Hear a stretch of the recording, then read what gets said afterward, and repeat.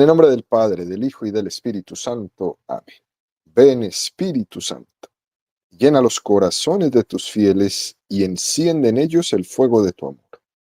Envía tu Espíritu Creador y se renovará la faz de la tierra. Estamos estudiando el Catecismo de la Iglesia Católica, su tercera parte, la vida en Cristo.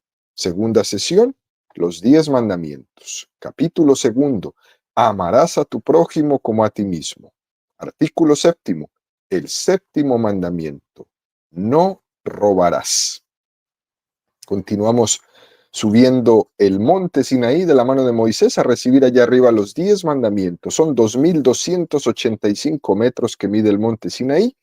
Y el catecismo dedica 505 números al estudio de los 10 mandamientos, es decir, subiremos 4 metros del monte Sinaí por cada número del catecismo que estudiemos. Hoy nos encontramos en el metro 1392 de altura.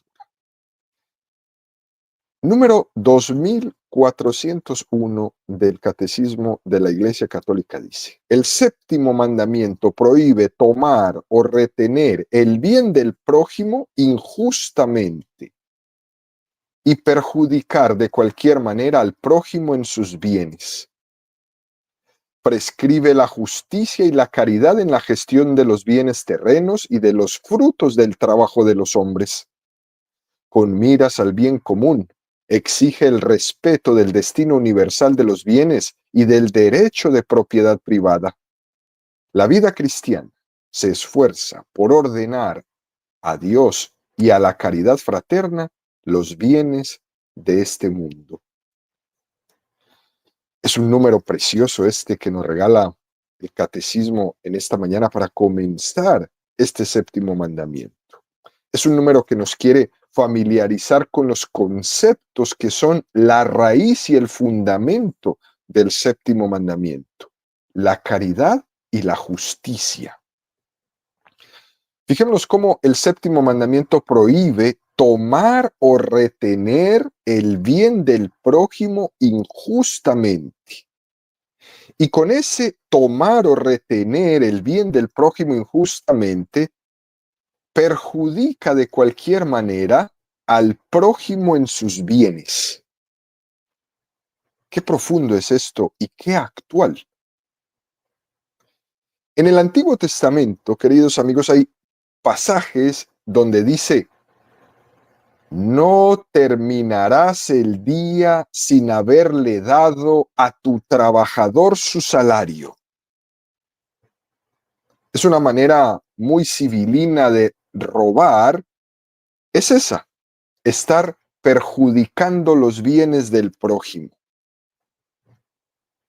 Es imposible amar al prójimo haciendo abstracción de sus cosas. Por ejemplo, negándole su salario o pagándole una miseria. No se puede entender el amor a la persona en el sentido abstracto de la palabra.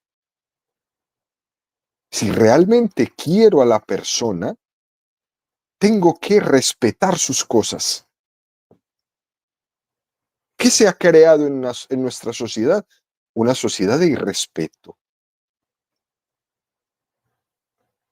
Los códigos de respeto ya no existen en nuestra sociedad.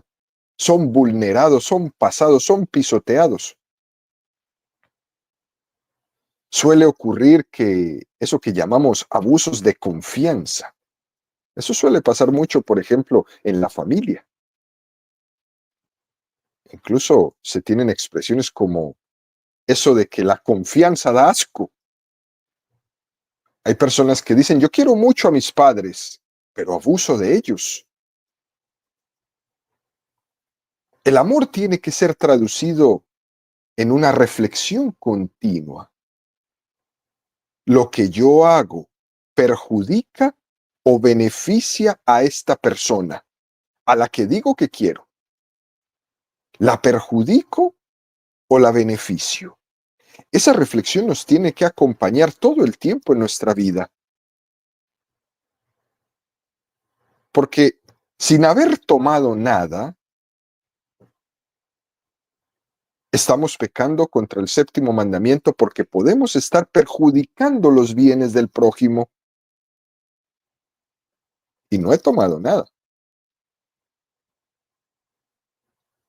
Para hacer una buena reflexión de nuestra vida sobre este tema tan interesante, esto supone una gran sensibilidad en mi persona. Por tanto, la primera reflexión que nos regala el séptimo mandamiento es que no podemos amar al prójimo haciendo abstracción de sus cosas. Si quiero a la persona, tengo que respetar sus cosas. Por tanto, el séptimo mandamiento de la ley de Dios es inseparable del amor al prójimo. Por eso tenemos que poner mucho cuidado con esos amores abstractos, porque el amor hay que concretarlo, hay que ponerlo en casos prácticos y debe de ser traducido en una reflexión continua de ese preguntarme, lo que estoy haciendo, ¿estoy con ello perjudicando a esta persona o la estoy queriendo? O mejor aún, lo que estoy haciendo, ¿me molestaría a mí si me lo hicieran? Y aquí, queridos amigos, hay algo supremamente importante. No es identificable el trato contractual de justicia con el trato de amor. Es posible que alguien tenga un respeto exquisito de los derechos del prójimo, pero puede ser que alguien lo haga por motivos prácticos, porque es mucho más provechoso no hacer ningún daño a nadie, porque después ellos se portarán bien contigo. Eso incluso en el Evangelio Jesús nos da un ejemplo. Lo que sí que es imposible es lo contrario de esto, que alguien tenga verdadero amor sin que tenga la delicadeza con los bienes del que dice que ama. Eso sí es imposible. El respeto de los bienes del otro es supremamente importante. Y no es que se pueda identificar con el amor, no es lo mismo que el amor, pero no hay amor si no hay respeto a los bienes del otro.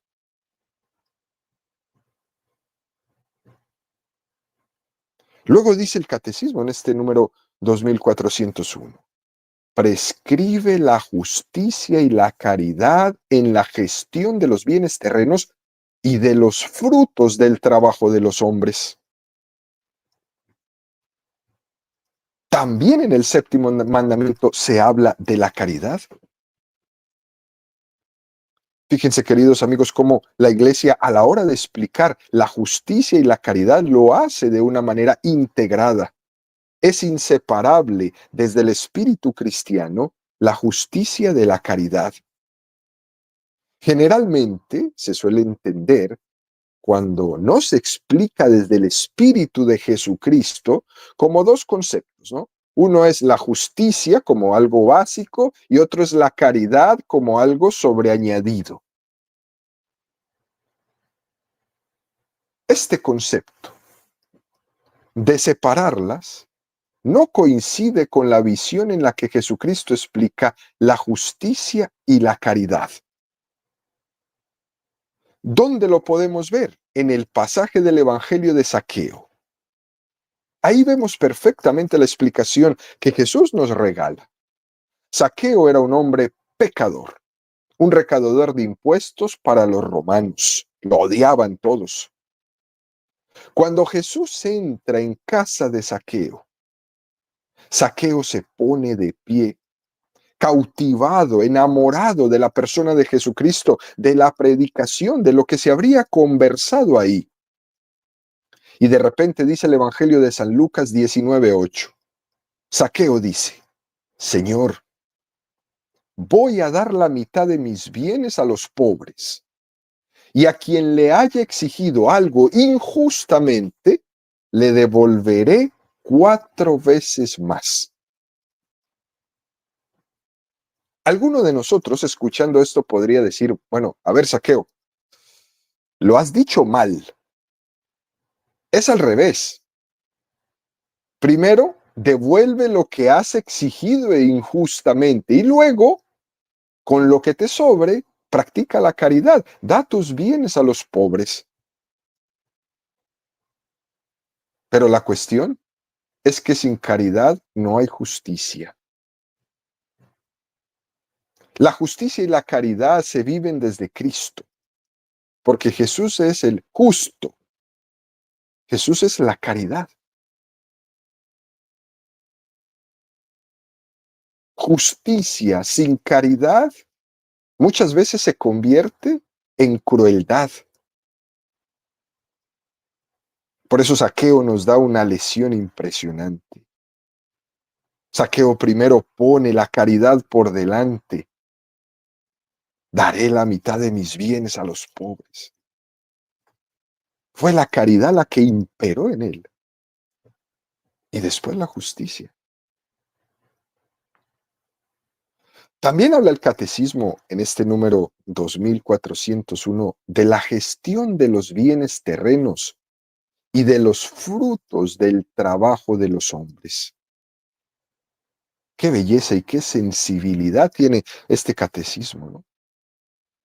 Es una distinción que se refiere a que tenemos que ser justos y caritativos, no solo con los bienes que yo he recibido, sino también con los que yo obtengo desde mi trabajo. Resulta que los bienes que son fruto de nuestro trabajo tendemos a ser más pasivos, como cuando decimos, esto me lo he ganado yo. Y ahí tenemos que poner mucho cuidado, porque al final, esos bienes, aunque te los hayas trabajado tú, esos talentos también son un don de Dios. Así que no son tan tuyos, te los han regalado. Que hayas trabajado, que hayas sido constante, que hayas sido perseverante para lograr esos bienes, todo eso es un don de Dios que te lo regaló. Y aquí el catecismo nos va a remitir a un número que ya estudiamos muy hermoso, que nos define la virtud de la justicia. Es el número 1087 que dice, la justicia es la virtud moral que consiste en la constante y firme voluntad de dar a Dios y al prójimo lo que les es debido. La justicia para con Dios es llamada la virtud de la religión. Para con los hombres, la justicia dispone a respetar los derechos de cada uno y a establecer en las relaciones humanas la armonía que promueve la equidad respecto a las personas y al bien común. Yo creo que este es uno de los números más hermosos que tiene el Catecismo de la Iglesia Católica, con una definición tan precisa y tan exacta. La justicia es la virtud moral que consiste en la constante y firme voluntad de dar a Dios y al prójimo lo que les es debido. Ser constante y firme para dar a Dios y para darle al prójimo lo que les es debido. Hay veces, ser justo con algunas personas es fácil, pero aquí por justicia se entiende por la constante y firme voluntad de dar a Dios y al prójimo, no a los que me caen bien, de darle a todos lo que les es debido. Por eso el concepto de justicia es supremamente exigente, porque no es con mis amigos, no es con mis aliados, no es con los que me caen bien. Es un concepto para todos. Lo justo en mi vida es darle a Dios lo que le corresponde. Lo justo en mi vida es darle a mi prójimo lo que le es debido.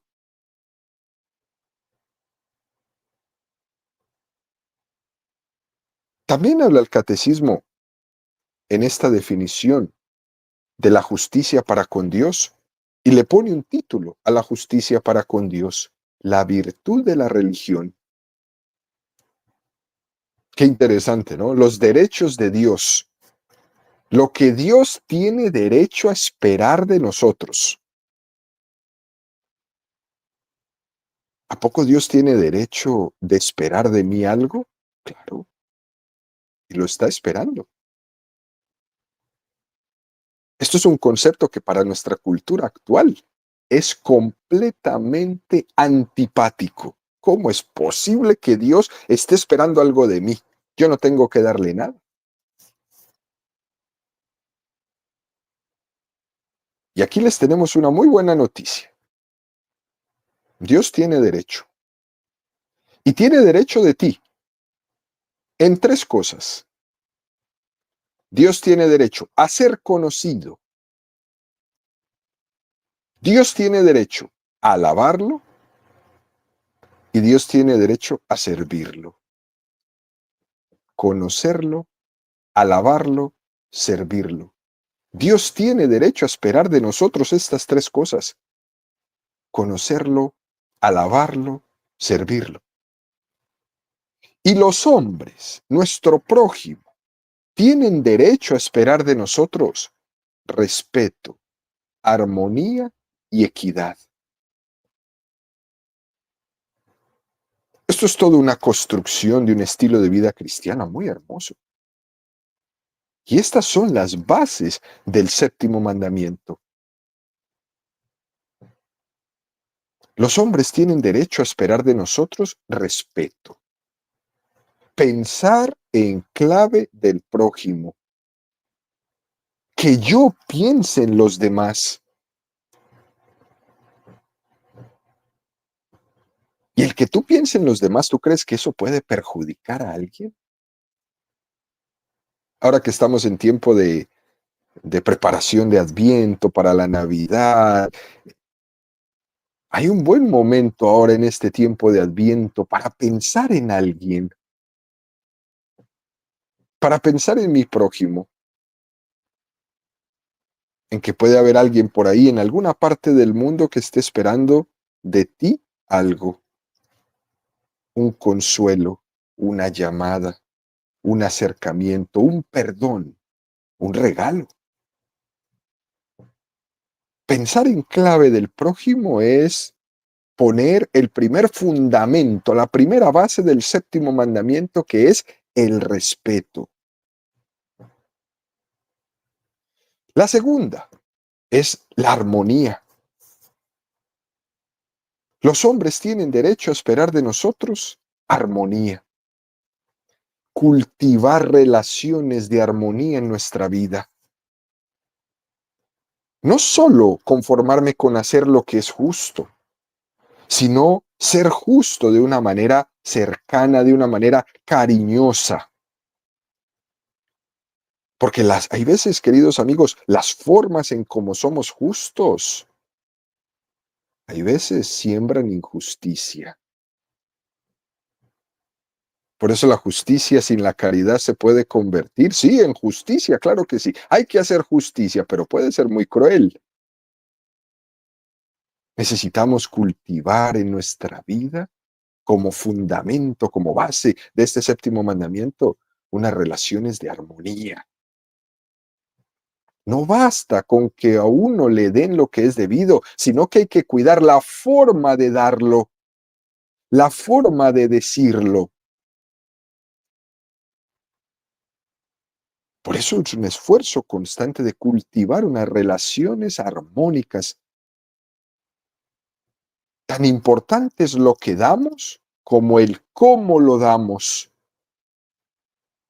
Por eso yo no puedo, si voy a dar un regalo, meterlo y envolverlo en el papel periódico y ahí te di, porque lo importante es lo que va dentro. Sí, Sí, lo importante es lo que va adentro, pero ¿qué tan importante es también que esté en una bolsa bonita, decorada, con una tarjeta?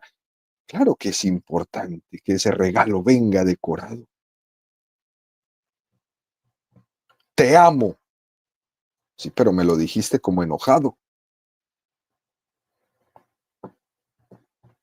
Claro que es importante la manera como vas a utilizar el tono de tu voz para decir algo. Claro que es importante.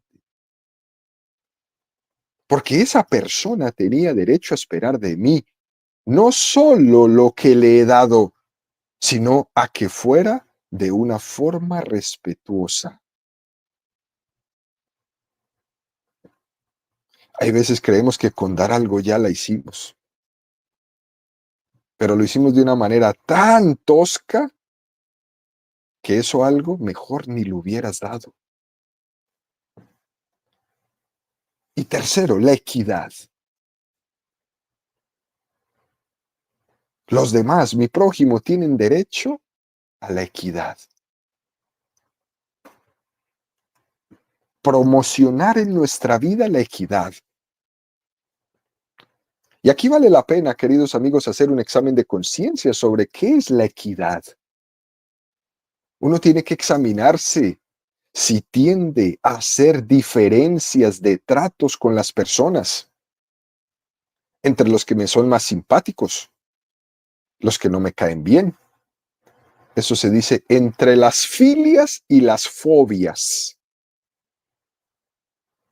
Tener cuidado en nuestra vida en no confundir equidad con igualitarismo. Porque hay situaciones distintas en la vida en las que debo de tratar a las personas de diversa forma. Y sería muy injusto tratar de manera igual a todas las personas que se encuentran en situaciones distintas. Hoy día estamos en este mundo donde todos somos iguales. No, pues no todos somos iguales. Esa es la respuesta. No todos somos iguales.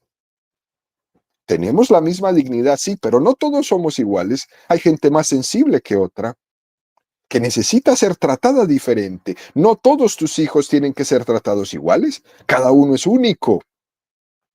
Los amas igual, los respetas igual, pero los tienes que tratar diferente. Tenemos que ser muy delicados y muy sensibles en esto. Cuando uno padece o sufre, no caer en esas obsesiones.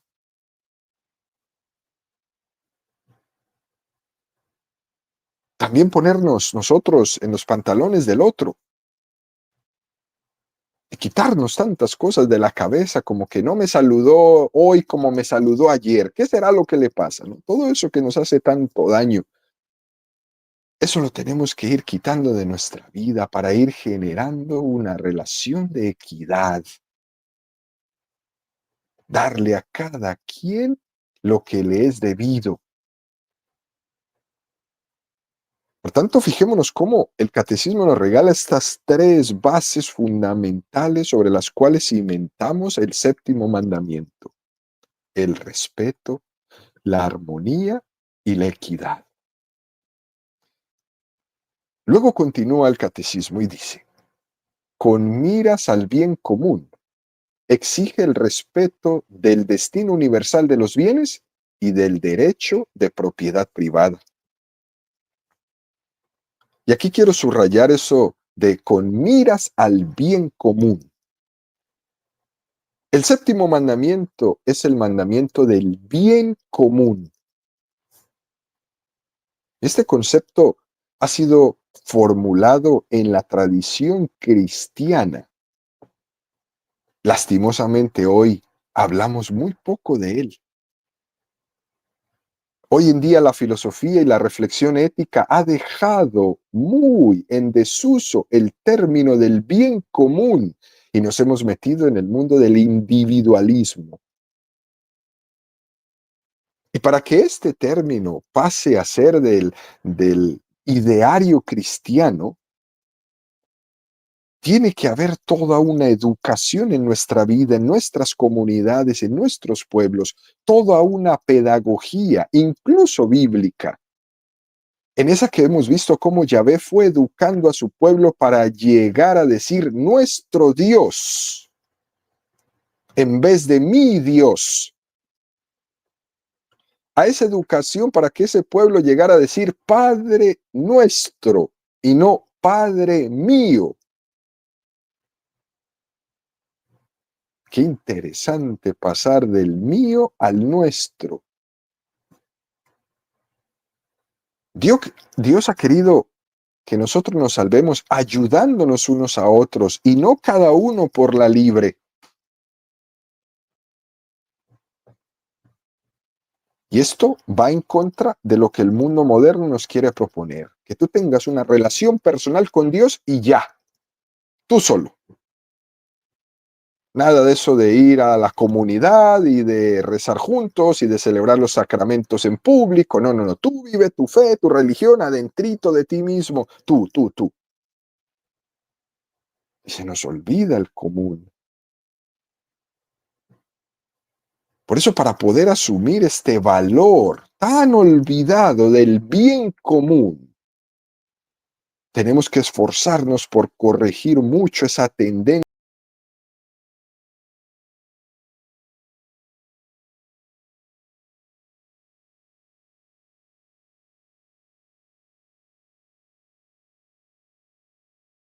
sin importarle nada más, como si mis intereses fueran contrapuestos al bien común, como que si al que el otro le vaya bien, eso me resta a mí. Tenemos que quitarnos eso, que nos hace tanto daño. Si a aquel le va bien a todos, pero pensamos al contrario, si a aquel le va bien, entonces es que a mí no me está yendo tan bien. ¡Qué egoísmo! Y eso va totalmente contrapuesto al bien común. Cuando cada uno solo se busca a sí mismo, se olvida el bien común.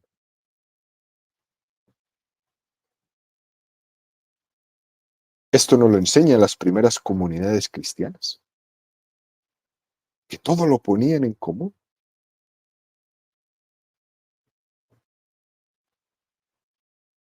Qué interesante volver hacia atrás y convencernos de esto. Porque lastimosamente lo que se ve hoy en nuestra cultura es que cuanto más miro el bien común, entonces pienso que menos miro mis intereses y nos da pavor y nos da miedo. Tenemos que regresar nuestra mirada al bien común y no solamente a nuestros intereses. El que roba se equivoca. Piensa que mi interés es tener esto. Y si lo tengo, yo soy feliz. Aunque esté privando del bien común a los que les he quitado eso que robé. Y eso es mentira. Esa felicidad es mentira. Tú no vas a ser feliz tomando lo que no es tuyo, porque tu bien coincide con el bien común. Y para aprender esta lección, ya se encargará de darte el merecido la propia vida. Las lecciones de la vida. Cuando no queremos recibir la Sagrada Escritura como la fuente de la enseñanza, el Señor se suele encargar de que la recibamos con los golpes.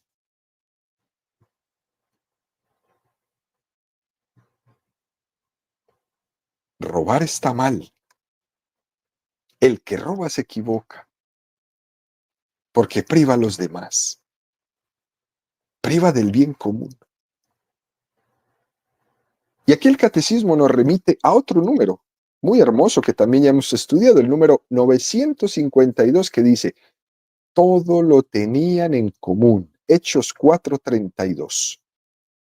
Todo lo que posee el verdadero cristiano debe considerarlo como un bien en común con los demás y debe estar dispuesto y ser diligente para socorrer al necesitado y la miseria del prójimo. El cristiano es un administrador de los bienes del Señor. No dice que el cristiano tiene que vivir en miseria, despojándose de todo, regalándolo todo y entrando a vivir en miseria. No dice eso.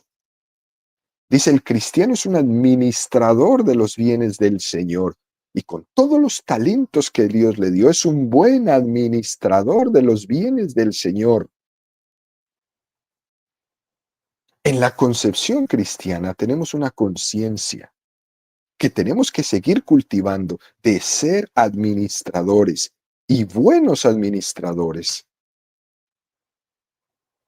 Esta buena administración va a ser también una base muy hermosa para entender este séptimo mandamiento.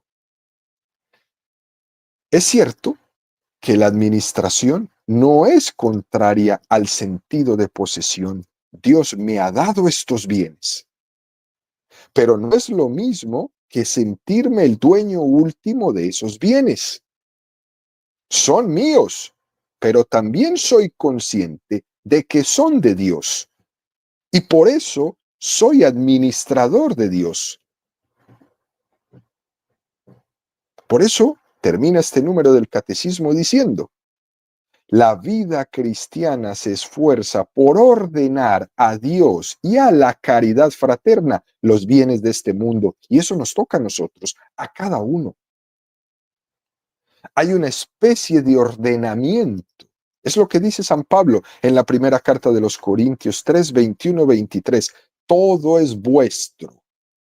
Vosotros de Cristo y Cristo de Dios. Las cosas tienen que ser ordenadas al bien del hombre. Pero el hecho es que la creación, Dios la ordenó y nosotros la hemos desordenado. Y hay un desorden.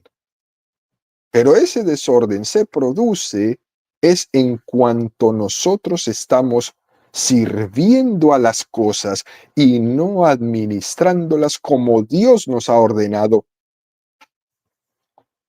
Por ejemplo, cuando nos hacemos falsos dioses, cuando el dinero se convierte en un dios, cuando los bienes terrenales se convierten en un dios, entonces acabamos siendo dioses o nosotros o servidores de dioses que nosotros hemos creado. Cuando en nuestra vida damos prioridad al tener sobre el ser, entonces nos creamos dioses y terminamos rendidos ante esos dioses. Y aquí, queridos amigos, la pregunta clave que nos debemos hacer en este día, en este comienzo de este séptimo mandamiento es: mi relación con los bienes que Dios me ha dado, ¿está ordenada para mi gloria o para la gloria de Dios? Los bienes que me han sido dados para administrar, ¿son para mi gloria o para la gloria de Dios? Y nos va a ayudar mucho a responder durante este día, en esta reflexión, lo que decía San Ignacio de Loyola. Sírvete y usa de las cosas en tanto y cuanto te ayuden para dar gloria a Dios. Y en tanto y cuanto te separen de Dios, déjalas. Déjalas. Todo tiene que confluir para la gloria de Dios. Y así, queridos amigos, tiene que ser el uso de los bienes.